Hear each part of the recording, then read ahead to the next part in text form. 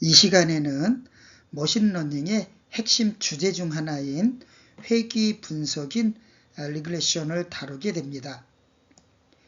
회귀는 데이터를 통해서 숫자를 예측하는 대표적인 기법인데요. 주택가격, 취업점수, 판매량, 심지어 내일의 기온까지도 회귀로 예측을 할 수 있습니다. 머신러닝은 크게 두 가지 흐름으로 나눠지는데요. 규칙 기반 정통 방식 하나랑 데이터 기반 학습 방식 이렇게 두 가지로 나눠지는데요. 먼저 규칙 기반 전통적인 방식은요. 사람이 직접 이럴 때는 이렇게 계산해라 라는 규칙을 만드는 방식인데요. 이에 반해 데이터 기반 학습 방식은 기계가 데이터를 통해서 스스로 규칙을 찾아내는 방식입니다. 오늘 배울 회귀는 바로 두 번째 데이터 기반 방식에 속합니다. 머신러닝의 세 가지 큰 축은 지도학습, 비지도학습, 강학습인데요. 그중 회귀는 정답이 있는 데이터로 학습하는 지도학습의 대표적인 예입니다. 앞으로 여러분은 실제 데이터를 활용해서 회귀 모델을 만들고 사이킨론 같은 라이브러리를 이용해서 손쉽게 실습하며 주택가격 예측이나 매출 예측 등 생활 속 문제 해결에 회귀를 적용해 볼 상식입니다. 여러분, 이번 시험에서 내가 몇 점을 받을 수 있을까? 내가 하루에 몇 시간 공부하면 성적이 얼마나 오를까? 또는 학식 식당에 내일 몇 명이 올까? 이런 질문에 답을 줄 수 있는 것이 바로 회귀 모델입니다. 수업은 크게 세 단계로 나눠서 진행이 되는데요. 먼저 머신러닝의 원리를 이해하고 그 다음에 사이킨런 도구로 직접 회귀 모델을 만들어 본 뒤 마지막으로 실제 데이터 분석을 통해서 결과를 확인하게 됩니다. 첫 번째 기계학습 원리에서는요. 데이터를 통해서 학습을 하고 예측을 하는 머신러닝의 기본 개념과 주요 방법론에 대해서 살펴보는데요. 기계도 사람처럼 데이터로 경험을 통해서 배운다는 점을 이해하게 됩니다. 두 번째는 사이킨런 활용인데요. 파이썬의 대표적인 머신러닝 라이브러리인 사이킨런을 활용해서 선형 회귀 모델을 구축하는 방법에 대해서 살펴봅니다. 복잡한 수학을 직접 풀지 않아도 도구를 활용해서 쉽게 모델을 만들 수 있다는 점을 아시게 됩니다. 세 번째는 실전 회귀 분석인데요. 실제 데이터를 기반으로 회귀 모델을 구현하고 예측 결과를 시각화하는 사례를 다룹니다. 데이터가 주어졌을 때 모델이 어떻게 미래를 예측할 수 있는지를 직접 확인할 수 있습니다. 여러분, 공부 시간과 시험 점수가 얼마나 관련이 있을지 또는 좋아하는 유튜브 채널의 구독자 수가 앞으로 얼마나 늘어날지를 예측할 수 있다면 어떨까요?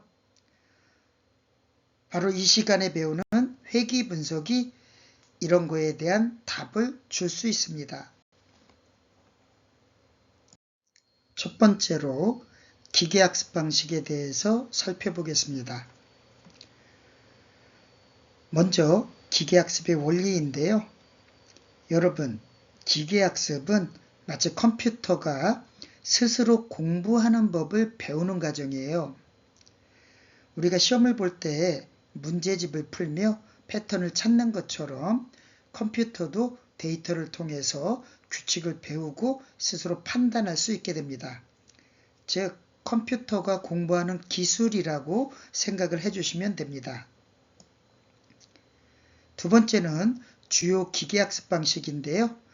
기계학습에는 크게 지도학습, 비지도학습, 강화학습이 있는데요. 지도학습은 선생님이 답안을 알려주며 문제를 푸는 것이고요. 비지도학습은 답을 모른 채 친구들끼리 패턴을 찾는 것이고, 강화학습은 게임을 하면서 점수 받듯이 보상을 통해서 배우는 것을 의미합니다. 그리고 이 모든 걸 쉽게 도와주는 도구가 바로 파이썬 라이브러리들입니다. 예를 들어 사이킨러는 입문용 문제집, 텐서플로우와 파이토치는 좀 더 고급 문제집이라고 할 수 있습니다. 세 번째는 학습 과정 및 활용인데요. 기계학습은 보통 데이터 전처리를 거쳐서 모델 학습을 하고 평가를 한 후에 예측을 하는 순서로 진행이 됩니다. 마치 요리를 준비하는 과정과 같은데요. 재료를 다듬는 게 전처리, 레시피대로 조리를 하는 게 학습, 맛을 보는 게 평가, 그리고 손님에게 요리를 내놓는 게 예측 결과가 됩니다. 이 방식으로 분류, 군집, 회기 같은 다양한 문제를 해결할 수 있는데요. 예를 들어서 스팸 메일 분류나 고객 그룹 나누기, 주식 가격 예측 등이 전부 기계학습의 응용 분야입니다. 즉, 기계학습은 데이터에서 배우고 미래를 예측하는 기술인데요. 여러분들이 배우는 이 원리를 잘 이해하시면 단순한 이론이 아니라 실제로 세상을 바꾸는 무기가 될 수 있습니다. 컴퓨터가 공부하는 법을 배우는 건 결국 우리 자신이 더 똑똑하게 세상을 이해하는 길이기도 합니다. 컴퓨터가 문제를 해결하는 두 가지 방식인데요. 먼저 규칙 기반 방식을 살펴보겠습니다. 예전 컴퓨터는 마치 규칙 노트북을 들고 다니는 학생과 같은데요. 선생님이 이 상황에는 이렇게 해라 라고 하나하나 다 알려주면 규칙 노트북에 규칙을 모두 입력해서 사용을 하게 됩니다. 체스 프로그램을 예로 들면 개발자가 모든 규칙과 전략을 일일이 코드로 입력해야만 게임을 할 수 있게 됩니다. 즉, 사람이 일일이 모두 알려줘야 움직일 수 있는 방식입니다. 두 번째는 기계학습 방식인데요. 기계학습 방식은 규칙 기반과 반대로 컴퓨터가 스스로 데이터를 보고 이런 패턴이 있구나 하고 배워나가는 방식입니다. 예를 들어 알파고는 사람이 바둑 규칙과 기본만 알려주고 수많은 기보 데이터를 보면서 스스로 전략을 만들어냅니다. 즉, 규칙을 직접 안 가르쳐줘도 스스로 학습해서 문제를 해결할 수 있는 방식입니다. 정리하면 규칙 기반은 엄마가 요리 레시피를 한 글자도 빠짐없이 적어주는 것이고, 머신러닝은 재료와 맛을 보고 스스로 요리법을 찾아내는 겁니다.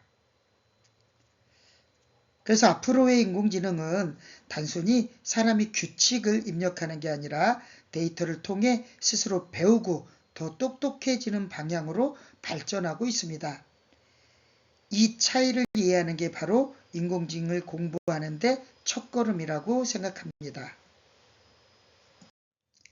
기계학습의 세 가지 대표적인 방식에 대해서 살펴보겠습니다. 여러분, 사람도 배우는 방식이 다 다르듯이 AI도 학습하는 방식이 다릅니다. 크게 세 가지로 나눠지는데요. 지도학습, 비지도학습, 강화학습입니다. 이 세 가지는 마치 학원에서 배우는 학생, 혼자 탐구하는 학생, 게임하며 배우는 학생처럼 다르다고 생각해 주시면 됩니다. 먼저 지도학습인데요. 여러분이 수학 문제를 풀 때 선생님이 정답도 함께 알려주게 되면 아, 이게 맞구나 하고 배우시는 게 되죠. AI도 마찬가지입니다. 입력 데이터와 정답 레이블을 함께 받아서 그 정답을 맞히는 법을 학습하게 됩니다. 주로 분류 문제의 스팸 메일 구분이나 회귀 문제의 집값 예측 등에 활용이 됩니다. 즉, 지도학습은 정답을 알려주며 배우는 방식입니다. 두 번째는 비지도학습인데요. 이번엔 정답을 알려주지 않고 데이터만 입력을 해주는 건데요. 예를 들어 친구들이 어떤 취향으로 나눠지는지 알아봐 라는 문제가 있다고 하면은 AI가 스스로 패턴을 찾아내게 되는 겁니다. 그래서 비슷한 데이터끼리 군집화인 클러스터링을 하거나 데이터를 줄여서 핵심만 뽑아내는 차원 축소 같은 데서 활용이 됩니다. 이건 마치 선생님 도움 없이 혼자 데이터에서 규칙을 발견하는 탐험가와 비슷하다고 생각하시면 됩니다. 즉, 비지도학습은 정답 없이 스스로 규칙을 찾는 방식이라고 생각하시면 됩니다. 세 번째는 강학습인데요. 게임을 할 때 이기면 보상, 지면 벌점을 주는 방식으로 학습을 시키는 건데요. AI도 행동인 액션을 하다 보면 보상, 리워드 또는 벌, 퍼니시먼트를 받게 되는데요. 그 경험을 바탕으로 최적의 행동 방법을 학습을 하게 되는 거죠. 그래서 이건 게임 AI, 로봇 제어, 자율주행 같은 분야에서 많이 쓰이고 있습니다. 즉, 강화학습은 보상과 벌로 배우는 방식이라고 생각하시면 됩니다. 전체를 정리하면요. 지도학습은 정답과 함께 배우는 학생이라고 생각하시면 되고요. 비지도학습은 혼자 탐구하는 학생, 강화학습은 게임하면서 깨닫는 학생, 이렇게 쉽게 기억하면 잘 잊지 않을 거라고 생각됩니다. 지도학습에 대해서 살펴보겠습니다. 지도학습은 말 그대로 선생님이 정답을 알려주면서 배우는 방식인데요. 컴퓨터도 이게 사과야, 이게 자동차야 하고 정답을 주면 그걸 보고 규칙을 익히게 되는 거죠. 먼저 정답이 있는 데이터 학습 과정인데요. 왼쪽에 있는 그림을 보시면 사과는 fruit, 자동차는 vehicle 이렇게 데이터와 정답을 함께 주는데요. 컴퓨터에게 문제와 정답 두 가지를 모두 알려주고 학습을 시키게 됩니다. 사람이 문제집을 풀 때 답지를 함께 보는 것과 같은데요. 즉, 지도학습은 정답과 데이터를 함께 주며 학습을 하는 겁니다. 두 번째, 규칙 발견 및 예측 과정인데요. 가운데 그림에서 보시면 입력 인풋이 있고요. 학습을 한 후에 러닝, 학습한 후에 이제 예측인 프레딕션을 하게 됩니다. 컴퓨터는 이렇게 입력과 정답의 관계를 보면서 규칙과 패턴을 스스로 찾아냅니다. 그리고 나중에 새로운 데이터가 들어오면 아, 이건 사과구나 하고 예측을 할 수 있게 됩니다. 즉, 지도학습은 과거 정답을 통해서 미래를 예측할 수 있습니다. 세 번째는 이 스팸 이메일 분류에 대한 예시인데요. 맨 오른쪽 그림입니다. 오른쪽 그림에 보면은 스팸과 인박스 두 개가 동시에 들어오고 있는데요. 어떤 게 스팸이고 어떤 게 메일인지 스팸 메일이 아닌지 확인하는 건데요. 이메일에 광고, 할인 클릭 같은 단어가 많이 들어있으면 스팸일 가능성이 크겠죠? 컴퓨터는 과거의 이메일 데이터와 정답은 스팸 메일과 일반 메일을 학습해서 새 이메일이 오게 되면 자동으로 스팸인지 아닌지를 분류를 해줍니다. 즉, 지도학습은 스팸 메일을 분류할 때 실제 문제 해결에 활용하고 있습니다. 정리하면 지도학습은 정답과 데이터를 함께 주고 규칙을 배우게 하는 방식인데요. 그래서 새로운 문제가 와도 쉽게 예측을 할 수 있게 됩니다. 자율학습에 대해서 살펴보겠습니다. 지도학습은 선생님이 답을 알려주면서 공부하는 방식이었다면 자율학습은 답을 알려주지 않고 스스로 규칙을 찾아내는 방식입니다. 마치 선생님이 이 문제 답은 안 알려줄 테니까 너희가 직접 해봐 하는 것과 비슷한 상황이죠. 먼저 정답 없는 데이터 학습 과정인데요. 왼쪽 그림을 보시면은 클러스터 A, B, C로 나누어진 걸 확인할 수 있는데요. 이번에는 데이터만 주어지면 정답은 없습니다. 컴퓨터는 스스로 이거랑 저거랑 비교하면서 스스로 패턴을 찾아내고 비슷한 것끼리 모아서 그룹인 클러스터를 만들게 됩니다. 즉, 자율학습은 정답 없이 스스로 규칙을 찾는 학습 방법입니다. 두 번째로 클러스터링 예제를 살펴보면요.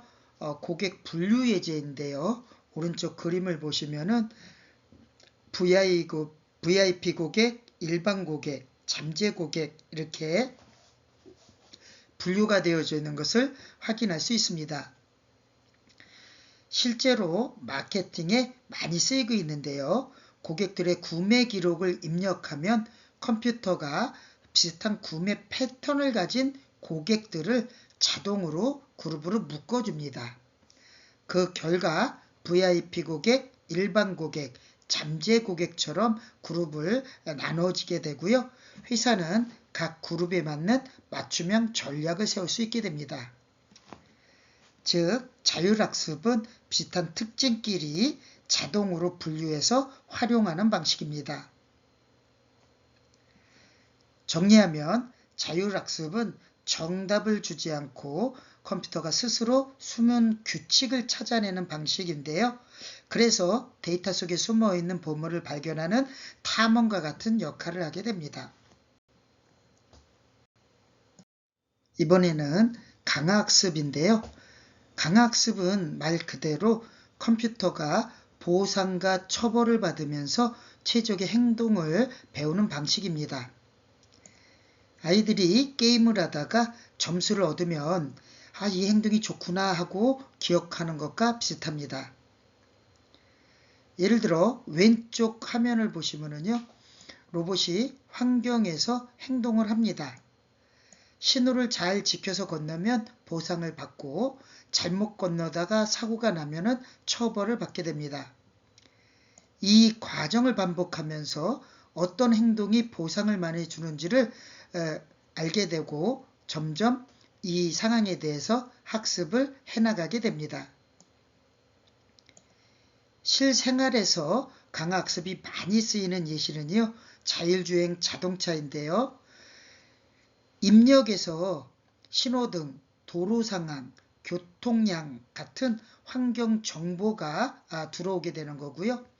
행동인 액션에서는 자동차는 속도를 조절하거나 차선을 바꾸는 행동을 하게 됩니다.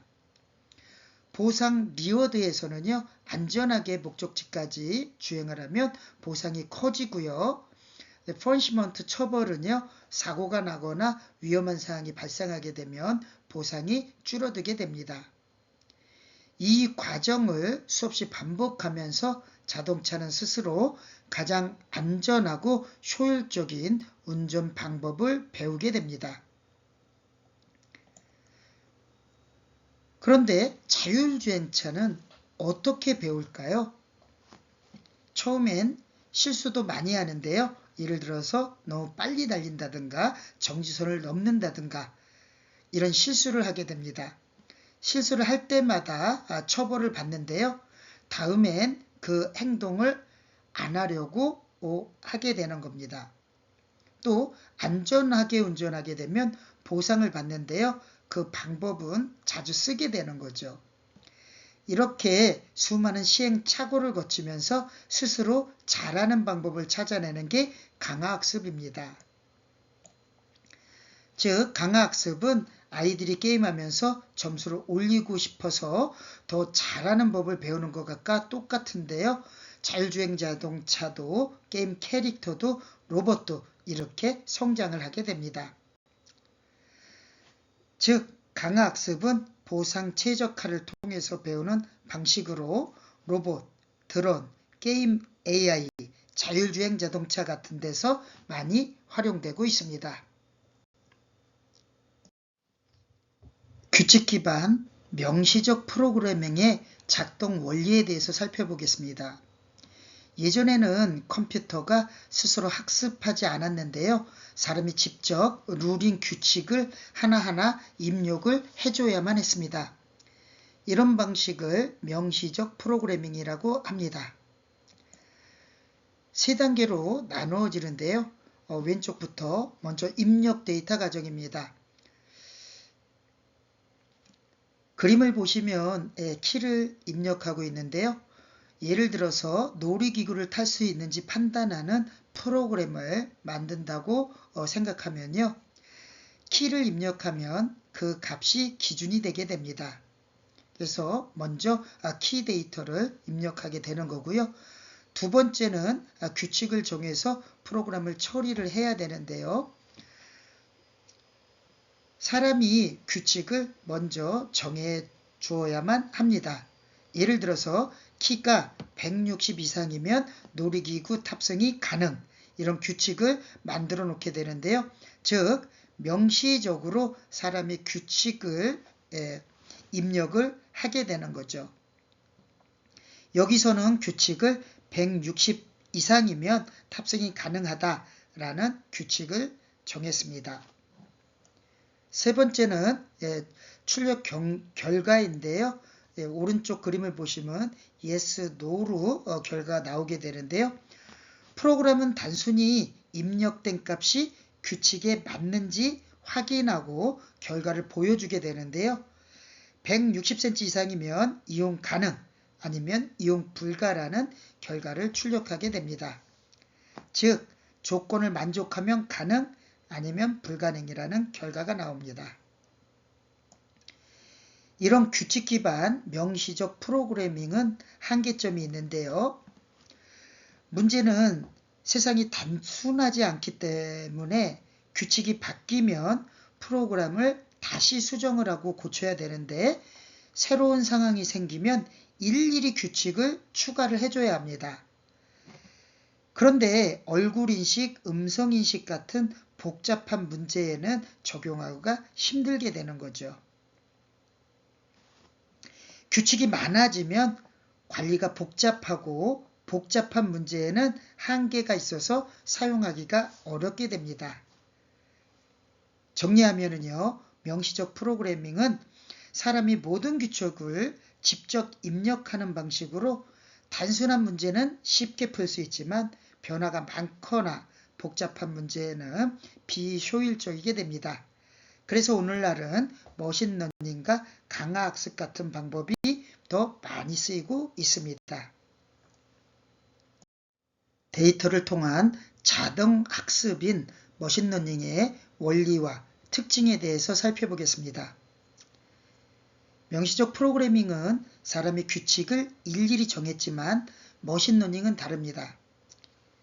컴퓨터가 수많은 데이터를 분석해서 스스로 규칙을 발견하고 예측 모델을 만들게 되는데요. 쉽게 말해 데이터 속에 숨어있는 규칙을 찾는 달인이라고 생각하시면 됩니다.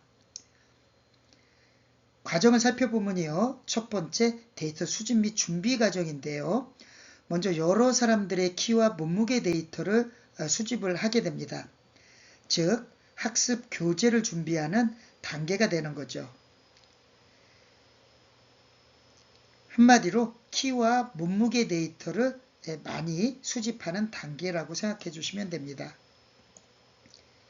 두 번째는 모델 학습 시작 단계인데요. 수집된 데이터를 머신러닝 알고리즘에 넣는데요. 그러면 컴퓨터는 키와 몸무게 사이의 패턴, 즉 보이지 않는 관계를 학습하기 시작합니다. 컴퓨터가 데이터를 보면서 규칙을 스스로 배우는 과정이라고 생각해 주시면 됩니다. 세 번째는 규칙을 만드는 과정인데요. 머신러닝은 단순히 데이터만 외우는 게 아닙니다. 데이터 속에서 패턴을 일반화해서 수식을 찾아내게 되는데요. 예를 들어서 몸무게는 키 곱하기 기울기 플러스 절편. 이제 이 수식은 새로운 데이터를 예측할 수 있는 머신러닝의 무기가 되게 되는 겁니다. 즉 컴퓨터가 데이터에서 최적의 수식을 만드는 과정이라고 생각해 주시면 됩니다. 이 수식이 모델이라고 생각을 해 주시면 됩니다. 네 번째로 새로운 값에 대한 예측 및 적용인데요. 이제 키 168cm를 입력하면 머신러닝은 학습된 수식을 사용해서 몸무게는 약 66kg일 것이다 라고 예측을 하게 됩니다. 즉 새로운 데이터를 입력하게 되면요. 그 입력 데이터에 대해서 예측을 할 수 있는 능력을 갖게 된 거죠. 새로운 데이터가 들어와도 규칙을 활용해서 결과를 예측할 수 있게 되는 겁니다. 정리하면 사람이 직접 규칙을 정할 필요가 없고요. 데이터가 많고 품질이 좋을수록 더 똑똑한 모델이 만들어지고요. 한번 학습된 모델은 새로운 데이터가 들어와도 계속 활용할 수 있고 필요하면 재학습으로 성능도 업그레이드 할 수 있습니다. 데이터를 통해서 수식을 찾는 회귀 분석의 원리에 대해서 살펴보겠습니다. 머신러닝에서 중요한 도구 중 하나가 바로 회귀 분석인데요. 회귀 분석은 데이터를 보고 숨어있는 수학적 규칙인 함수를 찾아내는 과정입니다. 쉽게 말해 점들을 잘 꿰매 맞춰 직선이나 곡선을 만드는 과정이라고 생각해 주시면 됩니다. 먼저 주어진 데이터를 살펴보는데요. 데이터는 1,2, 2,4, 3,6 이렇게 되어져 있는데요. 처음에 컴퓨터는 규칙을 모르고요. 하지만 데이터를 분석하다 보면 y는 2x라는 수식을 발견하게 됩니다. 즉 x값이 커질수록 y값이 2배로 커진다는 패턴을 찾아내게 되죠. 한마디로 데이터를 보고 규칙인 y는 2x를 찾아내는 원리라고 생각해 주시면 됩니다. 두 번째는 회귀 분석에 대해서 살펴보는데요. 주어진 데이터를 바탕으로 패턴을 찾고 수식을 도출하는 과정이라고 생각해 주시면 되는데요. 새로운 값이 주어졌을 때 결과를 예측할 수 있게 됩니다. 예를 들어서 아까 만들어진 y는 2x라는 수식에 x값에 4를 집어넣으면 2 곱하기 4가 돼서 8을 예측할 수 있게 됩니다.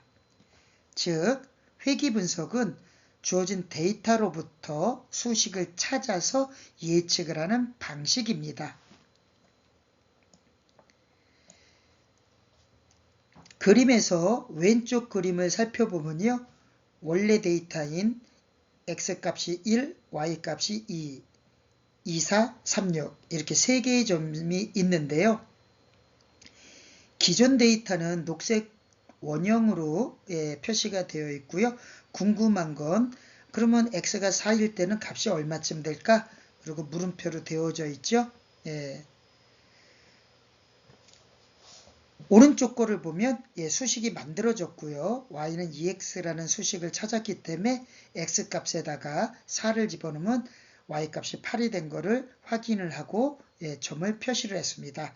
파란색 원으로 표시를 했습니다. 정리하면은요, 회귀분석은 과거 데이터로 수식을 찾아서 미래를 예측하는 기술이라고 생각해 주시면 되는데요. 우리가 키와 몸무게 관계를 학습했던 것처럼 경제 데이터나 기온 데이터에도 똑같이 적용할 수 있습니다. 오차를 줄여서 최적의 직선을 찾는 과정인 회귀분석의 원리에 대해서 살펴보겠습니다. 이전에는 데이터에 딱 맞는 하나의 직선을 찾는 게 목표였었는데요. 그런데 문제는 처음부터 딱 맞는 선을 찾을 수가 없다는 거예요. 그래서 컴퓨터는 이렇게 합니다. 먼저 처음에는 대충 직선을 그려보는데요. 초록 점들과 선 사이의 거리가 엄청 오차가 크게 되죠.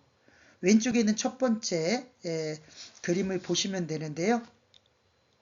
녹색인 점과 처음 그린 빨간색 직선과는 오차가 굉장히 심하죠. 우린 이거를 오차라고 부르는데요. 오차가 크면은 당연히 예측도 부정확하게 되어집니다. 그래서 가운데 있는 그림은 2단계인데요. 오차를 줄이는 방향으로 직선을 조정하게 되는데요. 그러면 컴퓨터가 오차를 좀 줄여야 되겠구나 하고 손을 살짝 돌리거나 움직이게 되는데요. 그러면 점들과 더 가까워지고 예측도 점점 정확하게 됩니다. 오른쪽 세 번째 그림으로는요. 오차가 매우 작은 최적의 직선을 찾게 되는데요. 3단계가 됩니다. 계속 조금씩 조정을 하다 보면 드디어 점들과 거의 일치하는 선이 나오게 되는데요. 오차가 거의 0에 가까운 가장 좋은 직선이 되는 거죠. 즉 회귀분석은 오차 줄이기 게임이라고 할 수 있는데요. 컴퓨터는 마치 다트 게임처럼 관역, 데이터에 있는 점이라고 생각해 주시면요. 더 가까워지도록 선을 맞추는 거라고 생각해 주시면 됩니다. 핵심 개념을 살펴보면요. 오차가 작을수록 좋은 모델이고요. 컴퓨터는 수많은 계산을 통해서 이 오차를 최소로 만들어지게 됩니다. 회귀 모델을 활용한 주택가격 예측인데요. 면적과 가격에 대한 관계로 문제를 해결합니다. 자, 이제 우리가 직선을 어떻게 찾는지는 알게 됐죠? 그런데 한 가지 더 중요한 게 있습니다. 바로 그 직선을 무슨 기준으로 그리느냐 하는 문제인데요. 여기서 등장하는 개념이 바로 베리어블인 변수입니다. 쉽게 말해서 모델에서 다룰 수 있는 모든 값이나 조건을 변수라고 하는데요. 예를 들어서 우리가 주택 가격을 예측한다고 해봅시다. 집값에 영향을 주는 요소가 여러 가지가 있겠죠. 집의 크기, 집의 위치, 집의 연식 또는 층수 등등이 있는데요. 그 중에서 지금은 주택의 면적만을 기준으로 가격을 예측해 보려고 합니다. 집의 면적처럼 결과값인 가격에 영향해 주는 변수를 독립변수라고 하고요. 또 집의 가격처럼 독립변수에 의해서 결정되는 변수를 종속변수라고 합니다. 즉, 독립변수는 원인, 종속변수는 결과라고 기억하시면 되는데요. 예를 들어 평방 50제곱미터 아파트는요 2억, 70제곱미터는 2억 8천, 100제곱미터는 4억 이런 식으로 데이터가 쌓이면 컴퓨터는 면적이 커질수록 가격이 올라간다는 규칙을 찾아내게 됩니다. 그리고 학습된 모델은 이렇게 말해주는데요. 만약 80평방제곱미터짜리 아파트가 새로 시장에 나왔다면 그 가격은 대략 얼마일 것이다 하고 예측을 해주게 됩니다. 즉 독립변수는 우리가 조작하는 원인인 면적이 되는 거고요. 종속변수는 우리가 알고 싶은 결과인 가격이 됩니다. 여러분, 집값을 결정하는 데에 면적 말고 또 어떤 변수가 영향을 줄까요? 맞습니다. 위치나 역세권 여부, 학군, 집의 연식 같은 것들도 큰 영향을 주겠죠. 단순 회귀는 독립변수가 하나인 걸로 해결을 하는데요. 다중회계는 독립변수가 여러 개, 즉 면적과 위치와 연식과 학군 등을 모두 사용해서 하는 경우라고 생각해 주시면 됩니다.